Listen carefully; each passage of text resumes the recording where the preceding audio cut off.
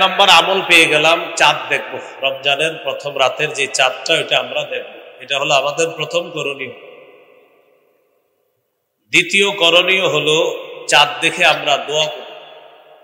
তিরমিজির হাদিস 3451 নম্বর হাদিস, তালহা রাদিয়াল্লাহু তাআলা আনহুর বর্ণনা। তিনি বলেন, রাসূলুল্লাহ সাল্লাল্লাহু আলাইহি সাল্লাম যখন নতুন চাঁদ দেখতেন তখন এই দোয়াটা বলতেন, আল্লাহুম্মা আহিল্লাহু আলাইনা বিল ইউমনি ওয়াল ঈমান ওয়াস সালামাতি ওয়াল ইসলাম রব্বি ওয়া রাব্বুকাল্লাহ। নতুন চাঁদ দেখে এই দোয়াটা পড়া, এটা হলো 2 নম্বর করণীয়। 3 নম্বর করণীয়, রমজানের প্রথম রাত তারাবির সালাত আমরা আদায় করব, তারাবির নামাজ আমরা আদায় করব ইনশাআল্লাহ। তারাবির নামাজ আমরা আদায় করব। তো প্রথম রাতে তারাবির সালাত আমরা আদায় করব। সাহাবায়ে কেরামের ঐক্যমতে ইজমা হলো 20 রাকাত তারাবির সালাত আদায় করা।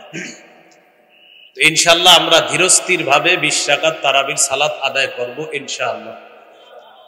সহিহ বুখারীর বর্ণনা 2009 নম্বর হাদিস, قال رسول الله صلى الله عليه وسلم من قام رمضان إيمانا واحتسابا غفر له ما تقدم من ذنبه। যে ব্যক্তি বিশ্বাসের সাথে এবং সওয়াবের আশায় রমজানের রাতের বেলা সালাত আদায় করবে, আল্লাহ তাআলা তার আগের সবগুলা গুনাহ মাফ করে দিবেন। তারাবির সালাত আদায় করা।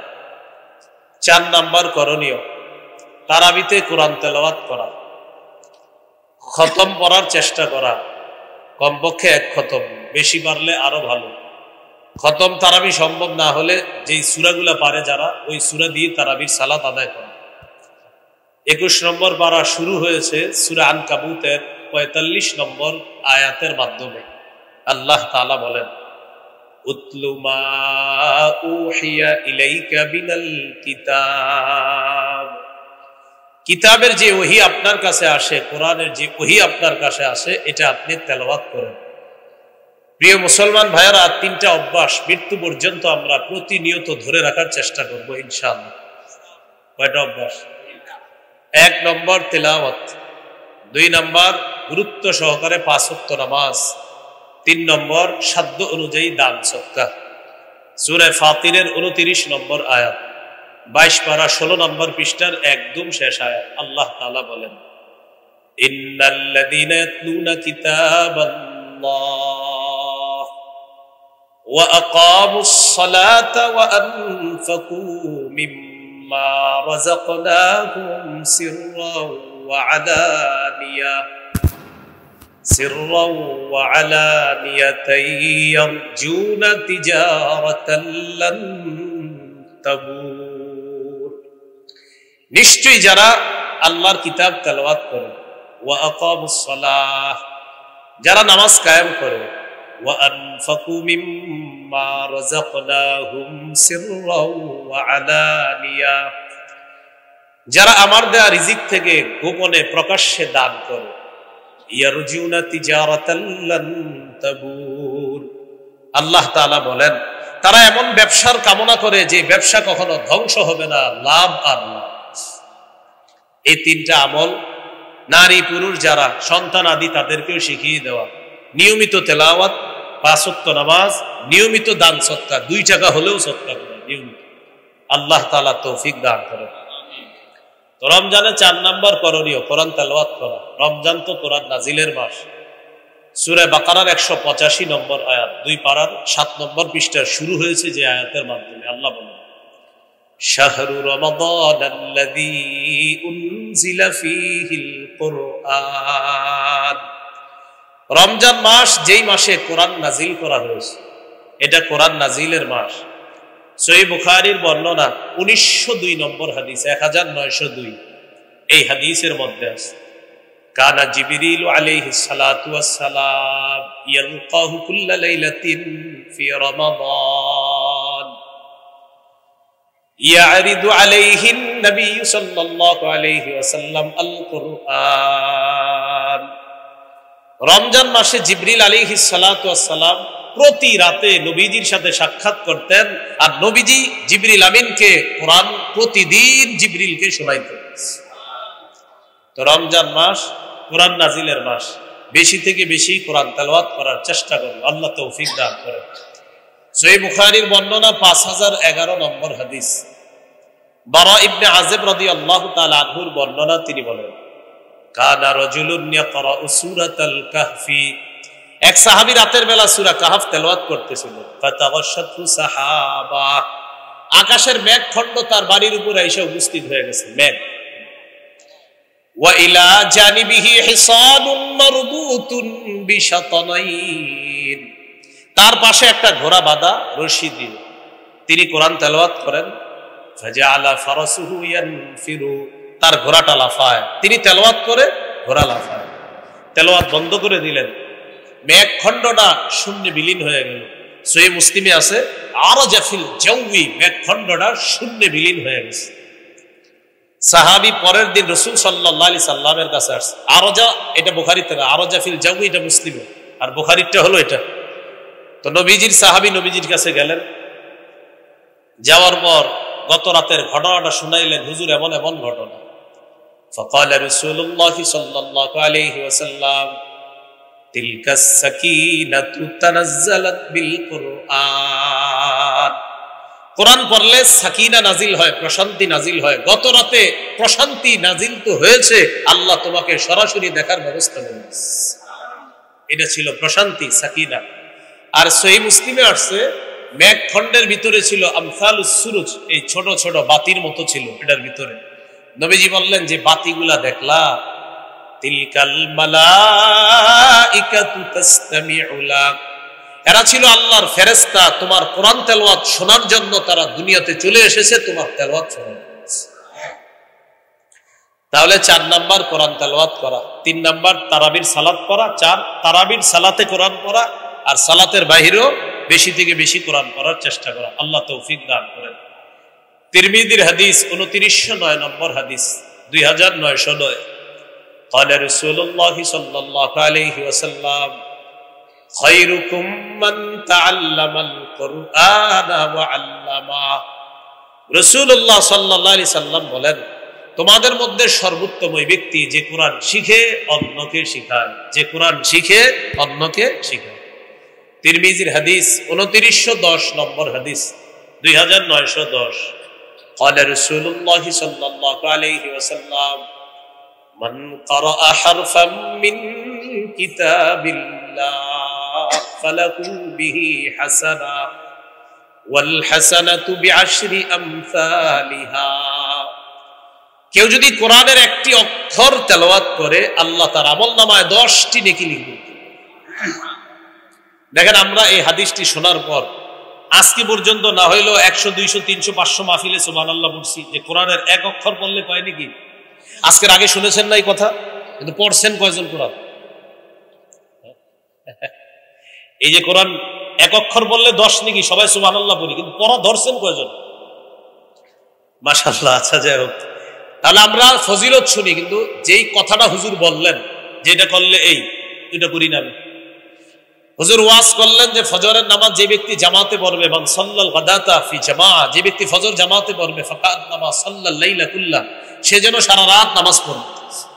এখন আপনি সুবহানাল্লাহ বললেন কিন্তু ফজর বললেন, তাহলে আমরা কি শিখলাম?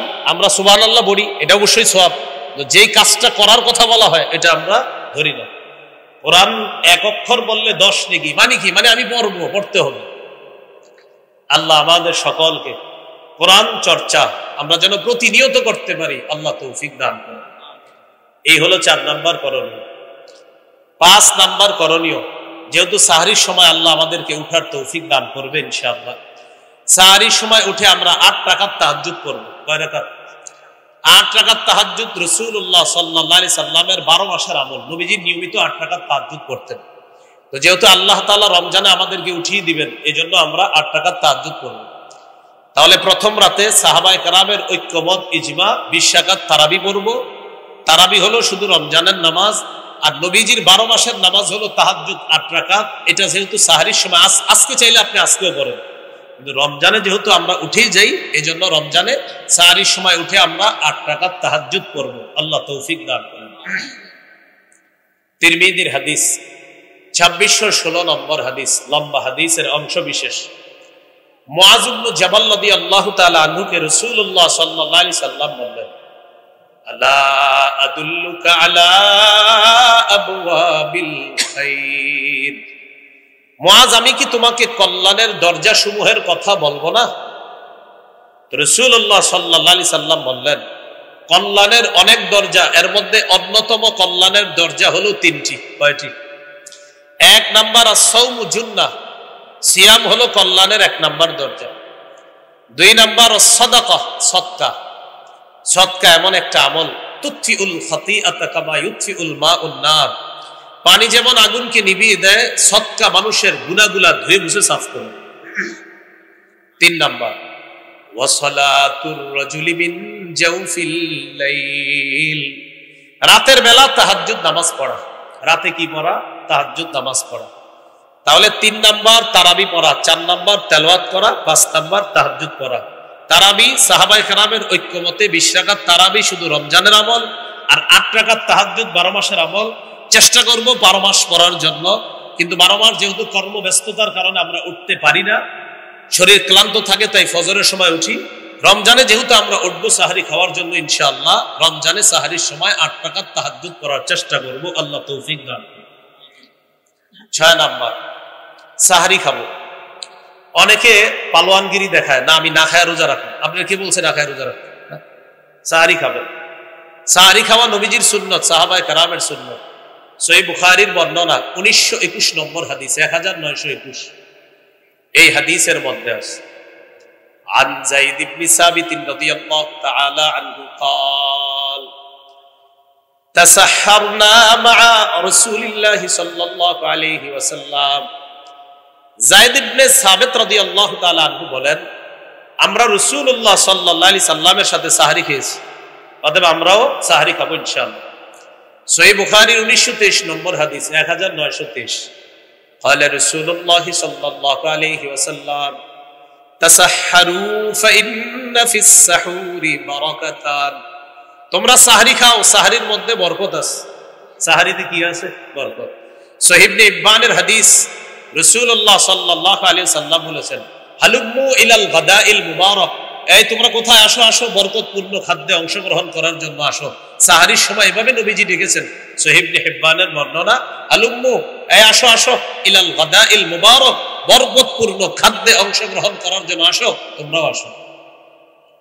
তাহলে সাহরি এটা বরকতপূর্ণ খাদ্য, এটা অংশগ্রহণ করবো, এটা খাবো আমরা ইনশাআল্লাহ। ইন্নাল্লাহা ওয়া মালাইকাতাহু ইউসাল্লুনা আলাল মুতাসাহহিরিন। সাহরির সময় যারা জাগ্রত হয়, তাহাজ্জুদ পড়ে, সাহরি খায়, তাদের উপর আল্লাহ রহমত নাজিল করেন। ফেরেশতারা আল্লাহকে বলে, আল্লাহ এই লোক সাহরির সময় উঠেছে, জাগ্রত হয়েছে, তাহাজ্জুদ পড়ছে, সাহরি খাইতেছে, আপনি তাকে মাফ করেন, আপনি তাকে মাফ করেন, আপনি তাকে মাফ করেন। আমরা সাহরি খাবো ইনশাআল্লাহ। সাহরিতে খেজুর খাবো, প্রতিদিন খেজুর খাওয়া। এমনি তো মুসলমানের খেজুর প্রতিদিন খাওয়া, আজকে আপনি খাবেন, কালকেও খাবেন সকালবেলা। আর 7টা আজওয়া যদি খেতে পারেন সকালে, বিষও আপনার কোনো ক্ষতি করতে পারবেন না। আবার খায়া ট্রাই করেন, এটা গুরুত্ব দিয়ে রাসূল সাল্লাল্লাহু আলাইহি সাল্লাম বুঝালেন। তো আজওয়া খাওয়া, আজওয়া বা খেজুর, মধু, কালিজিরা, এগুলো মুসলমানের ঐতিহ্যগত খাদ্য, এগুলো ঘরে থাকা উচিত। বাচ্চাকে সামান্য সামান্য খেজুর খাওয়া না, এরা খাওয়ায় আচার, তেঁতুল, পরে মেধা হয় খারাপ। ভালো জিনিস খাওয়াতে হবে। ঈসা নবীর আম্মা মারিয়ামের পেটে যখন তিনি আসলেন, আল্লাহ তাআলা মারিয়াম আলাইহিস সালাতু ওয়াস সালামকে একটা গাছের নিচে বসাইলেন, আর বলে দিলেন, ফাকুলি ওয়াশরাবি, তুমি খাও, পান করো। তো খাবে কি? খেজুর। পান করবে কি? ঝর্ণার পানি, সামনে পানি আছে, পানি পান করবে। তো খেজুর কোত্থেকে আসবে? মুফাসসিরিনে কেরাম লেখেন যে মারিয়াম খেজুর গাছে ধরলেই, ওটা নাড়া দিলেই আল্লাহ খেজুর ব্যবস্থা করে দিলেন। আমি যে বিষয়টা বুঝাইতে চাই, এত খাদ্য থাকতে মারিয়ামের জন্য আল্লাহ খেজুর কেন নির্বাচন করলেন? এত খাদ্য, এজন্য গর্ভবতী নারীদেরকে খেজুর খাইতে দিবেন। এরা খালি তেঁতুল খাইতে চায়, আর আপনারও তেঁতুল খাওয়ার পরে ওই সন্তান মেধা কম হয়। তেঁতুলে তো এমনি মেধা কমায়, তেঁতুল চাইলেও দিবেন না, খেজুর খাইতে বলবেন। তেঁতুল চাইলে বলবেন খেজুর খাও। কথাকে বুঝে আসছে? খেজুর খেতে হবে। সাহারিতে খেজুর খাওয়া মুমিনের সবচাইতে শ্রেষ্ঠ খাদ্য। قال رسول الله صلى الله عليه وسلم نعم سحور المؤمن التام। রাসূলুল্লাহ সাল্লাল্লাহু আলাইহি সাল্লাম বলেন, সাহারিতে খেজুর খাওয়া এটা মুমিনের কতই না নেয়ামতে পরিপূর্ণ খাদ্য, তারা খেজুর খাবে। তাহলে ইলিশ মাছ, গরুর গোশত, মুরগি, ভাত যাই খান সাথে খেজুর রাখবেন। এজন্য খেজুর ভাগ করে নেবেন, এটা ইফতারের, এটা সাহারির। সাহারিতে অবশ্যই আমরা খেজুর খাবো। সর্বশেষ কথা, কেন খাবো? আমার নবীজি এটাকে উত্তম বলেছে তাই খাবো, বাস। আল্লাহ তাআলা তৌফিক দান করেন। সাহারি একটু বিলম্ব করে করা, ইফতারি একটু তাড়াতাড়ি করা। আজ্জিলুল ইফতার ওয়া আখিরুস সাহুরা, তোমরা ইফতার প্রথম সময়ে করবা তাড়াতাড়ি, আর সাহারি একটু বিলম্ব করে করবা, যাতে শরীরের শক্তিটা সঞ্চয় হয়। এখানে একটা মাসালা মনে রাখা দরকার। আপনি সাহারি খাওয়ার পরে দেখতেন এখনো সাহারির সময় বাকি আছে 40 মিনিট 30 মিনিট, তখনও তাহাজ্জুদ করতে পারবেন। অনেকে মনে করে খায়া ফেললে আর তাহাজ্জুদ করা যাবে না। না, তাহাজ্জুদের সম্পর্ক খাবারের সাথে না, সময়ের সাথে। যতক্ষণ ফজরের শুরু সময় না হবে, আপনি খান বা না খান তাহাজ্জুদ করতে পারবেন। তাহলে সাহারির আগেও তাহাজ্জুদ করতে পারবেন, খাওয়ার পর যদি সময় থাকে তখনও কি করতে পারবেন? তাহাজ্জুদ করতে পারবেন। কমন এই প্রশ্নটা মুসল্লিরা ইমাম সাহেবদেরকে করে, খাওয়ার পরে তাহাজ্জুদ করা যাবে কিনা। তাহলে তাহাজ্জুদের সম্পর্ক খাবারের সাথে না, সময়ের সাথে। আল্লাহ তাআলা আমাদেরকে মনে রাখার তৌফিক দান করেন। এ হলো 6 নম্বর করণীয়। 7 নম্বর করণীয়, সাহারি খাওয়ার পর রোজা রাখা শুরু করলাম আমরা, রোজা রাখলাম। সহিহ বুখারীর বর্ণনা 1901 নম্বর হাদিস। এই হাদিসের মধ্যে আছে, قال رسول الله صلى الله عليه وسلم من صام رمضان إيمانا واحتسابا غفر له ما تقدم من ذنبه। রাসূলুল্লাহ সাল্লাল্লাহু আলাইহি সাল্লাম বলেন, যে ব্যক্তি ঈমানের সাথে এবং বিশ্বাসের সাথে সওয়াবের আশায় দিনের বেলা রোজা রাখে, তার আগের সব গুনাহগুলো মাফ করে। তিরমিজির 614 নম্বর হাদিস। قال رسول الله صلى الله عليه وسلم الصوم جنة حسينة। রাসূলুল্লাহ সাল্লাল্লাহু আলাইহি সাল্লাম বলেন, রোজা হলো জাহান্নাম থেকে বাঁচার মজবুত ঢাল, মজবুত প্রতিবন্ধক হলো রোজা। আল্লাহ আমাদের সকলকে সম্পূর্ণ মাস, পুরা মাসে একদম প্রতিটা রোজা যেন গুরুত্ব সহকারে রাখতে পারি, আল্লাহ তৌফিক দান করেন। এই হলো 7 নম্বর করণীয়, রোজা রাখবেন। 8 নম্বর করণীয়, দান করা। এমনি তো দান করবেন, রমজানে দানের মাত্রা বাড়ায়া দিবেন। সূরা মুনাফিকুনের 10 নম্বর আয়াত, 28 নম্বর পারা, 14 নম্বর পৃষ্ঠা। আল্লাহ তাআলা বলেন, ওয়া আনফিকু মিম্মা রাযাকনাকুম মিন ক্বাবলি আইয়াতিয়া আহাদাকুমুল মাউত। তোমাদের কারো কাছে মৃত্যু আসার আগে তোমরা আমার দেয়া রিজিক থেকে খরচ করো, দান করো। সহিহ বুখারীর বর্ণনা 6 নম্বর হাদিস। কানা রাসূলুল্লাহ সাল্লাল্লাহু আলাইহি ওয়াসাল্লাম আজওয়াদান নাস। রাসূলুল্লাহ সাল্লাল্লাহু আলাইহি সাল্লাম মানুষের মধ্যে সর্বশ্রেষ্ঠ দানশীল ব্যক্তি ছিলেন মুহাম্মদ সাল্লাল্লাহু আলাইহি ওয়াসাল্লাম। ওয়া কানা আজওয়াদা মা ইয়াকুনু ফি রমাদান হিনা ইয়ালকাহু জিবরিল। রমজান মাসে রাসূলুল্লাহ সাল্লাল্লাহু আলাইহি সাল্লামের দান করার মাত্রাটা আরো বেড়ে যাইত, তিনি প্রচুর পরিমাণে দান করতেন রমজান মাসে। তাহলে রমজানে আমরা বেশি থেকে বেশি দান করার চেষ্টা করব ইনশাআল্লাহ। 9 নম্বর করণীয়, রমজান মাসে বেশি বেশি নফল ইবাদত করা। আবু দাউদের হাদিস, এই হাদিসের মধ্যে আসছে 864 নম্বর হাদিস আবু দাউদের। এই হাদিসের মধ্যে আসছে, قال رسول الله صلى الله عليه وسلم إن أول ما يحاسب الناس به يوم القيامة من أعمالهم الصلاة। রাসূলুল্লাহ সাল্লাল্লাহু আলাইহি সাল্লাম বলেন, কিয়ামতের ময়দানে মানুষের আমলের মধ্যে সর্বপ্রথম হিসাব হবে নামাজের।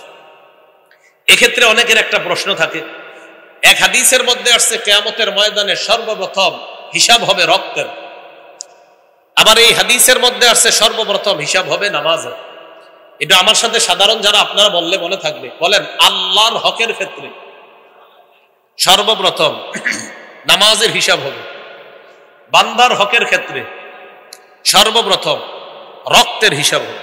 তাহলে আল্লাহর হকের হিসাব হবে নামাজের, আর বান্দার হকের ক্ষেত্রে হিসাব হবে রক্তের। ওই যে হত্যা করছে অন্যায়ভাবে মানুষ, এটার হিসাব।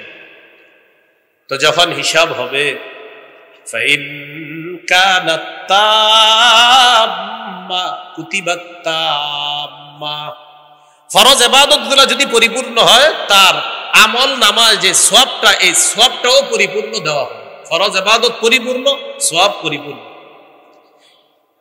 ওয়া ইন কানা ইনতাকাসা মিনহা শাইআ, আর যদি ফরজের মধ্যে ত্রুটি থাকে, ঘাটতি থাকে, আল্লাহ তাআলা ফেরেশতাদেরকে বলবেন আমার বান্দার নফল ইবাদত আছে কিনা দেখো। তো নফল ইবাদত যেগুলা থাকবে আল্লাহ বলবেন আতিম্মু ফরিদাতাহু মিন তাতাব্বুহি, বান্দার নফল আমলের মাধ্যমে ফরজের ঘাটতি পূরণ করুন। একটু আপনারা শুনেন, আপনাদের অনেকের মধ্যে প্রশ্ন ইমাম সাহেবদেরকে করেন, হুজুর সুন্নত না পড়লে কি গুনাহ হবে? কি বলে এটা নতুন এই প্রশ্নগুলো একদল মানুষ আপনাদেরকে শিখিয়ে দেয় আমল থেকে দূরে রাখার জন্য। কি বলে সুন্নত না পড়লে কি হবে? গুনাহ হবে। আমাকে যদি জিজ্ঞাসা করেন ইনশাআল্লাহ 30 সেকেন্ডের বেশি তো আপনি কথা বলতে পারবেন না, এটা আমি শিওর। কারণ আমি আপনাকে বলবো, আপনি আগে বলেন জান্নাত আপনার জন্য ওয়াজিব হোক, এটা আপনি চান কি চান না? বলেন সবাই। হাদিসে আসছে, নবী বলছেন 12 রাকাত সুন্নত যে নিয়মিত করবে তার জন্য জান্নাত ওয়াজিব হয়ে যাবে। এখন আপনি বলেন জান্নাত কি ওয়াজিব, চান কি চান না? যে ব্যক্তি প্রশ্ন করবে হুজুর সুন্নত না পড়লে কি সমস্যা হবে, তারে পাল্টা এটা বলবেন নবীজি বলছেন 12 রাকাত সুন্নত পড়লে জান্নাত ওয়াজিব। আপনি বলেন জান্নাত ওয়াজিব চান, এটা কি আপনি চান আপনার জন্য জান্নাত ওয়াজিব হোক? ভয়ে পড়ে যাবে, কি বলি, তখন বলবে হ্যাঁ আমিও চাই। তখন আপনি বলবেন তাহলে সুন্নত করেন, যান প্রশ্ন করেন, সুন্নত করেন। আপনারে বলবে সুন্নত না পড়লে কি গুনাহ হবে, আপনি বলবেন সুন্নত পড়লে জান্নাত ওয়াজিব হবে। আপনি কি চান জান্নাত ওয়াজিব হোক? তখন সে টেনশনে পড়ে যাবে, হ্যাঁ কমু না না কমু, না কইলে তো নাউজুবিল্লাহ কোনো মুসলমান না করতে পারে না। তখন সে বলবে হ্যাঁ আমিও চাই, আমার জন্য জান্নাত ওয়াজিব হোক। তখন বলবেন যান সুন্নত করেন, সুন্নত পড়লে জান্নাত ওয়াজিব হোক। এই জন্য এই জাতীয় প্রশ্ন করলে আপনি পাল্টা এটা বলে ফেলবেন। আল্লাহ আমাদেরকে মনে রাখার তৌফিক দান করেন। তাহলে বলছিলাম নফলের মাধ্যমে ফরজের ঘাটতি পূরণ হবে, এটা 9 নম্বর করণীয়, প্রচুর নফল ইবাদত করুন। 10 নম্বর করণীয় নেক কাজ যত বেশি করা যায়।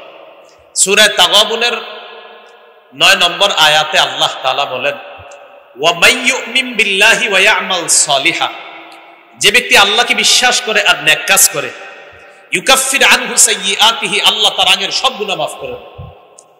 ওয়া ইউদখিলহু জান্নাত, আল্লাহ তাকে এমন বাগানসমূহে প্রবেশ করাবেন তাজরি মিন তাহতিহাল আনহার, যে বাগানের তলদেশ দিয়ে নহরসমূহ প্রবাহিত হবে। নেক কাজ একটু আমার সাথে ওলামা হযরতরা বলা দরকার নাই, অন্যরা বলেন যে কোনো বস্তুর 3টি অংশ থাকা চাই: দেহ, আত্মা, ফলাফল। দেহ, আত্মা, ফলাফল। দেহ, ফলাফল। এবার বলেন আমল হলো দেহ, ইখলাস হলো আত্মা, ফলাফল ওজনের পাল্লায় ভারী হওয়া। তাহলে আমল হলো দেহ, আমল নামক দেহের আত্মা হলো বিশুদ্ধ নিয়ত বা ইখলাস।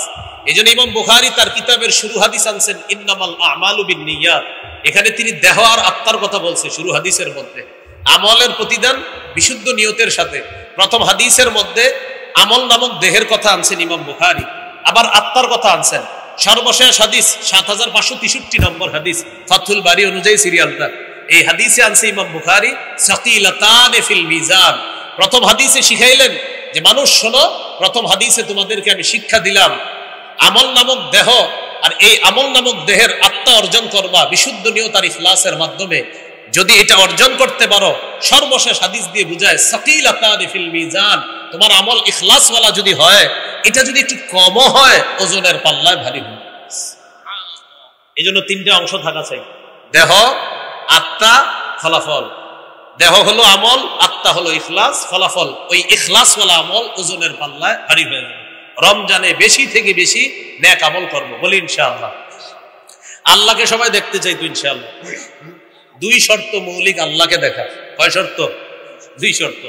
সূরা কাহফের 110 নম্বর আয়াত, মানে সর্বশেষ আয়াতে আল্লাহ বলেন ফামান কানা ইয়ারজু লিকা রাব্বিহি ফালইআমাল আমালান সালিহা, যে ব্যক্তি তার রবের সাক্ষাৎ কামনা করে, ফালইয়ামাল আমালান সালিহা, সেজন্য এক কাজ করে। 2 নাম্বার, ওয়ালা ইউশরিক বিইবাদাতি রাব্বিহি আহাদা, সে যেন তার রবের ইবাদতে কাউকে শরীক না করে, অংশীদার না বানায়। আল্লাহ আমাদেরকে এই রমজানে বেশি থেকে বেশি নেক আমল করার তৌফিক দান করেন। 11 নাম্বার, দোয়া করা। আল্লাহ তাআলা বলেন, ওয়াকালা রাব্বুকুম উদউনি আস্তাজিব লাকুম, তোমাদের রব বলেন তোমরা আমাকে ডাকো, আমি তোমাদের ডাকে সাড়া দিই। আল্লাহর কাছে বেশি বেশি দোয়া করা। আমরা 2টি দোয়া বেশি বেশি করব, বলি আল্লাহুম্মা ইন্নী আসআলুকাল জান্নাহ ওয়া আউযু বিকা মিনান নার, হে আল্লাহ আপনার কাছে জান্নাত চাই, জাহান্নাম থেকে পানা চাই। এই 2টি দোয়া আমরা বেশি বেশি করব ইনশাআল্লাহ, আল্লাহ তৌফিক দান করেন। 12 নাম্বার, জিকির করা। রাসূলুল্লাহ সাল্লাল্লাহু আলাইহি সাল্লাম বলেন, আহাব্বুল কালামি ইলাল্লাহি আরবা, আল্লাহর কাছে 4টি কথা সবচেয়ে পছন্দের। সুবহানাল্লাহ, আলহামদুলিল্লাহ, লা ইলাহা ইল্লাল্লাহ, আল্লাহু আকবার। বেশি বেশি কি করা? জিকির করা। রমজান মাসে বেশি বেশি জিকির করো। রমজানে শয়তান যেহেতু বন্দী থাকবে, শয়তানের দায়িত্বগুলো এখনই অনেককে বুঝাই দিতেছে শয়তান, যে আমি কিন্তু থাকবো না, তো তোমাদেরকে দায়িত্ব দিয়ে যাচ্ছি, তোমরা রমজানে কাজ কারবার চালাও। এর মধ্যে কিছু কাজ হবে এমন, যেমন রমজানে আপনি মসজিদে বসে করো, একজন পিছন দিয়ে এসে বলবে আসসালামু আলাইকুম, আপনার কি দরকার আছে ওনার এখন সালাম না দেওয়া? তেলাওয়াত করতেছে তো সালাম দিয়ে বসে গেছে, ভাই কিছু বলবেন? তো একটু কথা ছিল, আমি তো তেলাওয়াত করতেছি, 3 পারা পড়বো, 1 পারা মাত্র হয়েছে, তো একটু কথা বলে চলে যাবো। ঠিক আছে, 1 পারা বলে রাখলেন, বাকি আছে কয় পারা? এখন উনি বলতেছে যে ভাই একটু কথা আছে, তখন আপনি বুদ্ধি করে বলবেন সুবহানাল্লাহ পড়েন। কি পড়েন? 100 বার সুবহানাল্লাহ পড়েন। তো এটা পড়াবেন, পড়ানোর পর যদি বলে কথা আছে, এবার বলবেন হ্যাঁ বলেন কি কথা। তো আপনাকে বলবে ভাই সাহরি খাইছেন? হ্যাঁ খাইছে, আলহামদুলিল্লাহ। রোজা রাখছেন? আলহামদুলিল্লাহ রেখেছি। গত রাতে তো প্রথম তারাবি গেছে, তারাবি পড়েছেন আপনি? আলহামদুলিল্লাহ পড়েছি। ভাই 20 পড়ছেন না 8 পড়ছেন? আপনি জিজ্ঞাসা করেন, কি বলবে? 20 পড়ছেন না 8? আপনি বলবেন আলহামদুলিল্লাহ 100 বার পড়েন, পরে জবাবটা দিতেছে পড়েন। তো ওনারা আলহামদুলিল্লাহ 100 বার পড়াবেন, এর মাঝে আপনি আবার তেলাওয়াত করবেন। বলবেন ভাই 100 বার পড়ে গেছি, আপনি বলেন তারাবি পড়ছেন 20 না 8?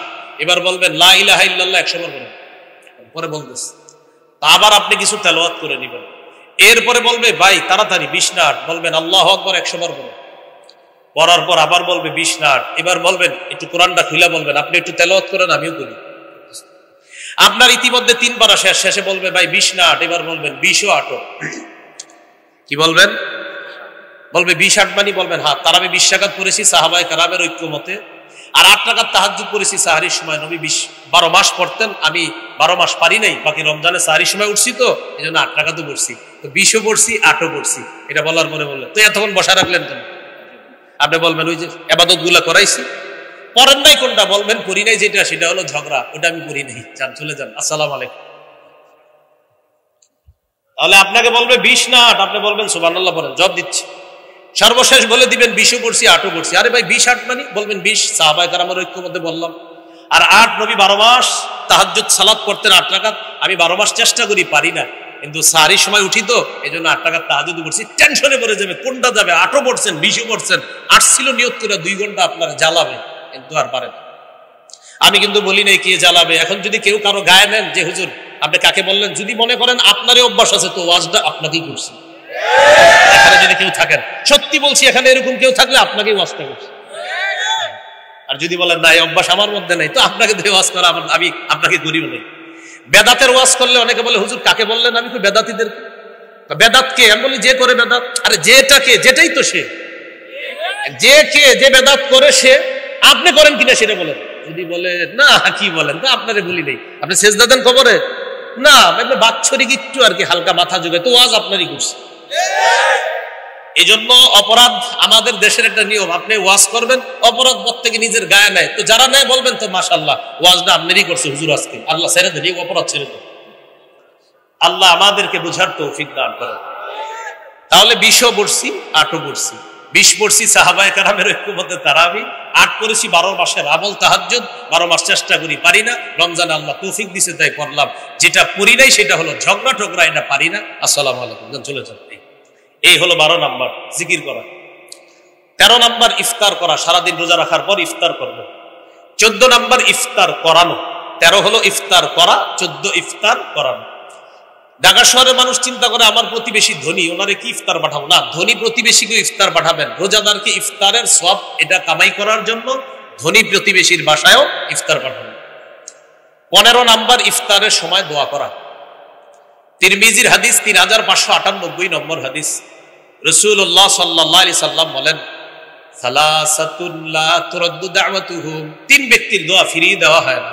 আস-সাইমু হাত্তা ইফতিরা, রোজাদার যখন ইফতার সামনে নিয়ে দোয়া করে ইফতারের সময় তার দোয়া ফিরিয়ে দেওয়া হয় না।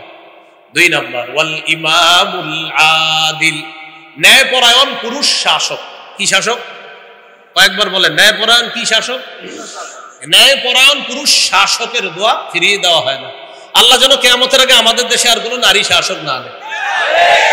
কেন না আনে? সবাই বলেন কেন, জোরে বলেন, আরো জোরে বলেন। قال رسول الله صلى الله عليه وسلم لا يفلح قوم ولو امرهم امرأتان, বুখারীর বর্ণনা। রাসূলুল্লাহ সাল্লাল্লাহু আলাইহি সাল্লাম বলেন, ওই জাতি কিছুতেই সফল হবে না যে জাতি তাদের নেতৃত্বে কোনো নারীকে বসায়। এজন্য কিয়ামতের আগে যেন আর কোনো নারী নেত্রী না আসে। আল্লাহ যেন আমাদের দেশে একজন ন্যায়পরায়ণ পুরুষ শাসক বসায়।